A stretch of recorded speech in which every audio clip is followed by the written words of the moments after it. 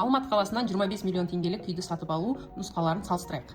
Отбасы банкпен алсаңыз 50-50 бағдарламасымен алғашқы жарна 12 миллион 500 мың теңге керек болады. Несие мерзімі 8 жылға, ай сайынғы төлем 155 мың теңгеден төлейсіз. 7-20-25.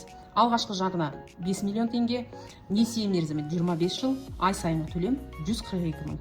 Банк Центр кредит ипотекалық бағдарламасы бойынша алғашқы жарна 20%бен 5 миллион керек болады. Несие мерзімі 15 жыл, ай сайынғы төлем 351 мың 381 теңге.